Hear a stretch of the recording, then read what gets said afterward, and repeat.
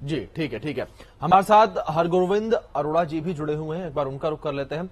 अरोड़ा साहब, राजनीतिक विश्लेषक हैं आप। यहां पर राजनीतिक पार्टियों की प्रतिक्रियाओं को लेकर आपसे जानकारी लूंगा और इस पर चर्चा करूंगा। जिस तरीके से हम इस वक्त देख रहे हैं, तमाम राजनीतिक दल जो हैं उनकी प्रतिक्रियाएं अलग अलग सामने आ रही हैं। अलग अलग तरीके से हर पार्टी जो है वो इस मुद्दे पर अपना जवाब दे रही। जिस तरीके से हमने अभी कुछ दिनों पहले सपा प्रमुख अखिलेश यादव को भी सुना, उन्होंने जिस तरीके से आपत्तिजनक और अपमानित बयान दिया है वो आपके हमारे समक्ष है।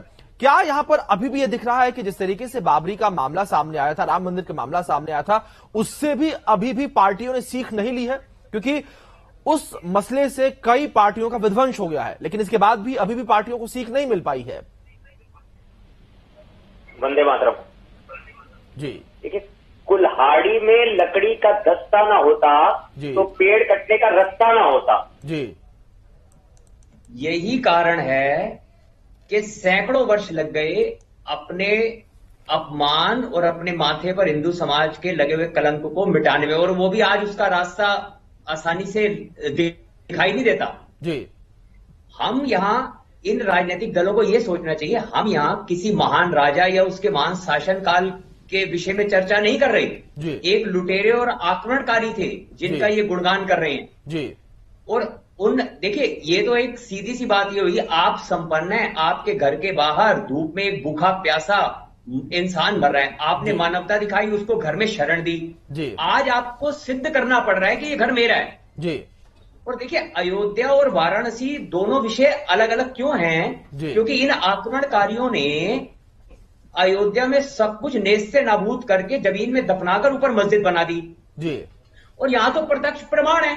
जी, एक 5 वर्ष के बालक को भी यदि आप वहां जाकर दिखाएं तो वो ये चाहते आक्रमणकारी तो उन सब अवशेषों को तोड़कर मलबा बनाकर उनका नामो निशान मिटाकर वहां पर मस्जिद बना सकते थे। जी, लेकिन वहां मस्जिद बनाना मूल कारण ईश्वर की आराधना करना नहीं था। जी, उस संपन्न समाज को रोज दिन में 5 बार अपमानित करना था। जी, जिसके घर में शरण ली गई थी। जी, उन्हीं अवशेषों पर, उन्हीं हमारे आराध्य देवों पर हाथ मुंह धोकर और उनके ऊपर कलंक स्थापित करके अपमानित किया गया सैकड़ों वर्ष। जी, और इसका मूल कारण क्या था? हमारे देश के राजा तो बड़े शूरवीर थे। हमारे आप इतिहास को देखिए, सिकंदर जिसको दुनिया महान कहती है, विश्व विजेता को उसका विश्व विजय का स्वप्न भारत के राजाओं ने तो एकदम चूर चूर कर दिया। फिर क्या कारण था कि ये आक्रमणकारी? कारण ये था, हमारे शासकों ने अहिंसा का रास्ता ले लिया। बिल्कुल। राजा जब जब अहिंसक होता है तब तक प्रजा नपुंसक होती है। जी, तो कारण वो लोग अहिंसा के रास्ते पे चल पड़े, प्रजा शांति काल में नपुंसक हो गई। कुछ चंद घुड़सवार आए, उन्होंने आक्रमण किया, उन्होंने हमारे सारी संस्कृति को तहस नहस करके उसके ऊपर शासन किया, हमें गुलाम बनाया और हमें रोज अपमानित किया। जी। और जब आज ये प्रत्यक्ष प्रमाण सामने आ गए हैं तो आज तो भाईचारे की और वो जो गंगा जमनी तहजीब की ये जिन अभी आपने अखिलेश जी और ऐसे लोगों की चर्चा की, जी, ये क्यों नहीं आज फिर उसकी मिसाल देते? जी, क्या वो भाई और हम उनका चारा? जी, यही है भाईचारा। जी, ठीक है, ठीक है। इस बीच हमारे साथ भारतीय जनता पार्टी से प्रवक्ता अवधेश उपाध्याय जी भी जुड़े हैं, उनका रुख भी कर लेते हैं। अवधेश जी, आपका रुख करूंगा और इसी मामले को आगे बढ़ाऊंगा। और जिस तरीके से जिक्र मैंने जब सवाल किया था, इसमें मैंने अखिलेश यादव का जिक्र किया, जिस तरीके से उन्होंने बयान दिया है, जिस तरीके से उन्होंने हिंदू देवी देवताओं को अपमानित किया है, आप किस तरीके से प्रतिक्रिया देंगे? जहां एक तरफ पूरा हिंदू समाज एकजुट होकर खड़ा है, जहां हर कोई इस वक्त ये मांग कर रहा है कि फैसला जो है हिंदू हित में आना चाहिए, लेकिन इसके बाद भी अखिलेश यादव इस तरीके के बयान दे रहे हैं। अभिषेक जी, अखिलेश यादव जी, कोई हमारे देश में औरंगजेब से कम नहीं है। जी, अखिलेश यादव हुए, अरविंद केजरीवाल जी हुए, उनके पिताजी हुए मुलायम सिंह यादव, ये एक महागठबंधन गैंग है जो केवल हिंदू विरोधी ही काम करता है। जी, हिंदुत्व के काम करता है। जी, कभी इन्हें देखा होगा, चुनाव में इन्हें भगवान कृष्ण दिखाई दे रहे थे। जी, आज ने जहां शिवलिंग साक्षात दर्शन हुए शिवलिंग के, वहां जो लोगों ने वजू बना रखा था, उसके ऊपर वो कुल्ला करते थे, थूकते थे, पैर धोते थे, लेकिन अखिलेश यादव के मुंह से चूं तक नहीं निकली। जी, ये सिद्ध करता है कि ये इनमें भी कहीं ना कहीं औरंगजेब का खून दौड़ रहा है, अखिलेश यादव के खून में। जी, ये वही लोग हैं जिन्होंने राम भक्तों पर गोली चलवाई थी। जी, तो ये तो यही बात कहेंगे कि इनके वोट नाराज ना हो जाएं। इनके वोटर कौन है? इनके वोटर तो यही है ना जिन्होंने शिवलिंग पे कुल्ला किया, जो हाथ धो रहे हैं, पैर धो रहे हैं, वजू बना रखा है शिवलिंग पर। जी ऐसी राजनीति पर मैं थूकता हूं अभिषेक पांडे जी, जो अपने धर्म के लिए उल्टा सीधा कहे, धर्म पर अपने उंगली उठाए, ऐसे नेता से क्या उम्मीद की जा सकती है? क्या वो देश को सुरक्षित कर सकता है? बिल्कुल। जो अपने धर्म को सुरक्षित नहीं कर सकता, वो देश को क्या सुरक्षित कर सकता है? मैं आपको एक उदाहरण देना चाहूंगा। जी आपने देखा होगा अभी कुछ 1-1.5 साल पहले कार्टून बना था पेरिस में, जी उसका हंगामा हुआ था। कितना बड़ा हंगामा हुआ, उसका हंगामा हमारे देश में भी देखने को मिला। आपने भी देखा, न्यूज खूब चली इसकी।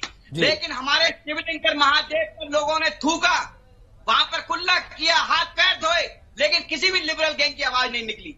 जी किसी भी गठबंधन गैंग के लोगों की आवाज नहीं निकली। जी जो देश छोड़ के जाना चाहते हैं उनकी आवाज नहीं निकली। जी बिल्कुल बिल्कुल बिल्कुल अवधेश जी, साहब यही कारण है विघटन का। ये केवल हिंदुओं का विरोध करना जानते हैं, हिंदुत्व का विरोध करना जानते हैं। जी बिल्कुल बिल्कुल अवधेश जी, लेकिन किस तरीके से विरोध कर रहे हैं, विरोध की राजनीति ये लोग कर रहे हैं, जवाब भी जनता, आम जनता लगातार ऐसे लोगों को दे रही है। हमारे साथ संदीप मिश्रा जी भी जुड़े हुए हैं, अधिवक्ता हैं सुप्रीम कोर्ट से। एक बार उनका रुख भी कर लेते हैं। संदीप जी, सबसे पहले आज की कार्यवाही को लेकर आपसे मैं एक बार जानकारी लेना चाहूंगा। जिस तरीके से सुप्रीम कोर्ट में माननीय सुप्रीम कोर्ट 3 बजे पूरे मसले पर एक बार फिर से सुनवाई करेगा, और किन मुद्दों पर आज की सुनवाई हो सकती है, किन मुद्दों को आज सुप्रीम कोर्ट में रखा जा सकता है, सुप्रीम कोर्ट किन अहम पहलुओं पर बातचीत कर सकता है?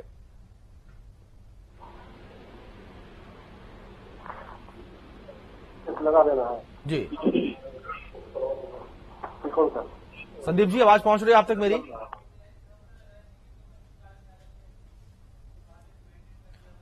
लगता है कि संदीप मिश्रा जी तक आवाज नहीं पहुंच पा रही, कोई तकनीकी खामी है। एक बार फिर से हम प्रयास करेंगे कि हम संदीप मिश्रा जी से फिर से पुनः जुड़ पाएं, उनसे संपर्क कर पाएं। लेकिन इस बीच चक्रपाणी महाराज जी जुड़े हुए हैं लगातार हमारे साथ, उनका रुख कर लेते हैं। महाराज जी, आपका रुख करूंगा, और सवाल यहां पर यही कि जिस तरीके से लगातार तमाम जो राजनीतिक दल हैं वो पूरे मामले का राजनीतिकरण कर रहे हैं, जहां इस मसले पर राजनीतिकरण नहीं होना चाहिए, क्योंकि जिस तरीके से मैंने जिक्र पहले भी किया, राम मंदिर का, बाबरी विध्वंस मामले का जिक्र मैंने किया, उससे अभी भी इन पार्टियों को सीख नहीं मिली है।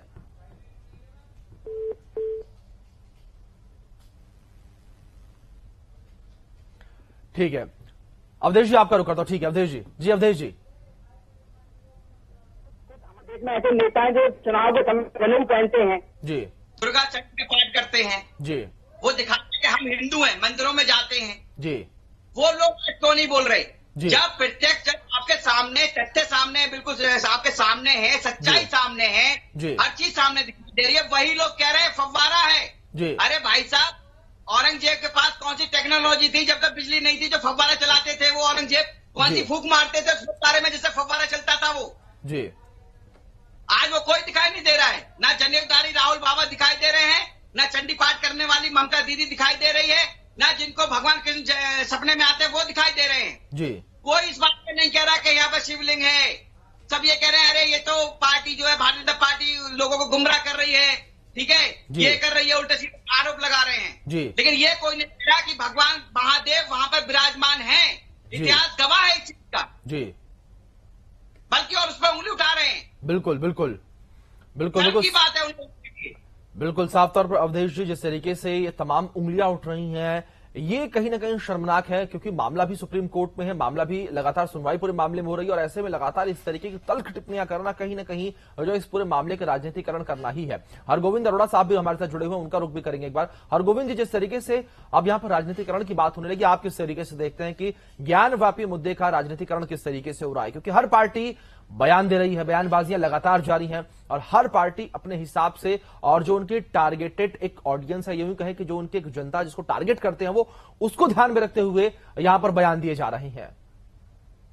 देखिए सॉफ्ट डेमो अब मोटा मोटा सा यदि आप ये देखिए, सॉफ्ट डेमोक्रेसी बेड़ा गर्क कर रही है। मोटा मोटा सा ये देखिए कि ये जो लोग आज अपमानित इतने वर्षों से कर रहे हैं, उनके पूर्वज भी तो हिंदू ही थे। जी तो अखिलेश जी जैसे लोग जो अपने आप को भगवान कृष्ण के वंशज मानते हैं, क्या उनको ऐसी हरकतें और ऐसे शब्द शोभा देते हैं? जी उस समय जबरन तलवार के दम पर तो धर्म परिवर्तन हो गया।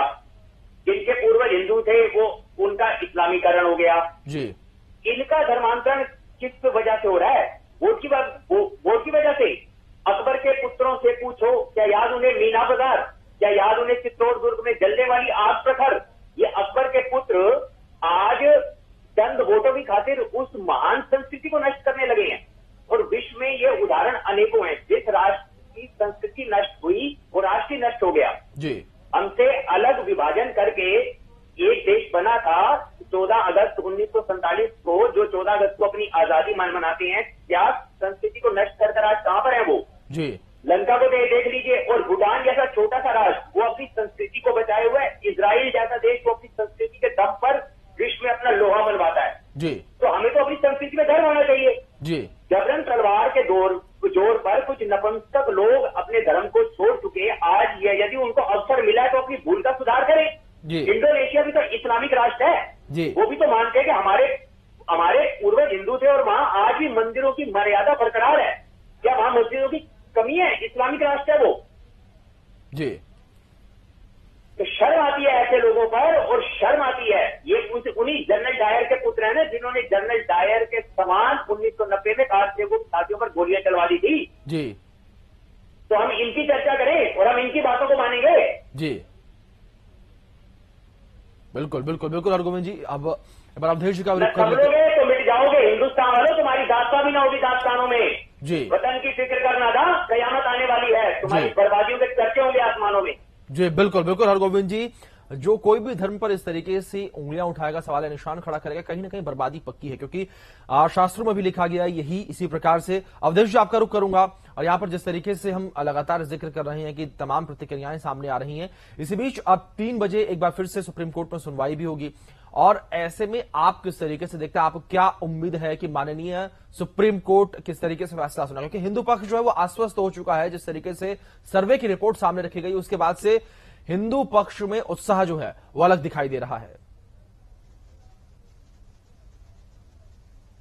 पता लगा है कि वहाँ महादेव के दर्शन हुए हैं। जब से लोगों को पता चला है महादेव के निकले हैं, महादेव के दर्शन किए हैं हिंदू धर्म के लोगों ने, हिंदू में उत्साह है। लेकिन वही दूसरे लोग जो है उनमें से किसी की आवाज नहीं निकल रही है, लेकिन उनको संरक्षण देने वाले नेताओं की आवाज निकल रही है।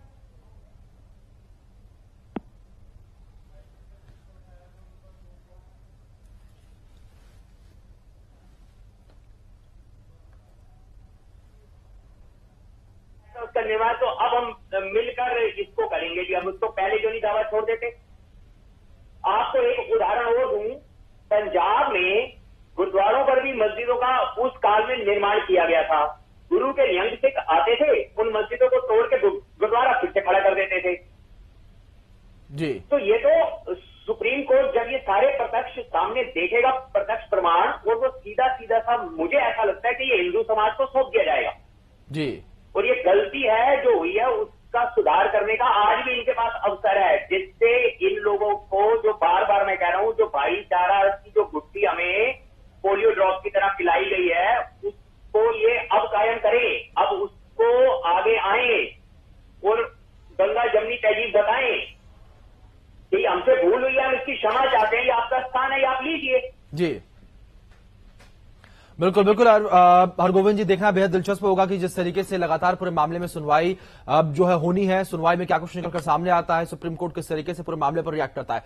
आप सभी महानुभावों का बेहद शुक्रिया, आप हमारे साथ जुड़े इस चर्चा में और अपना कीमती समय जो है सुदर्शन न्यूज को दिया। वंदे मातरम।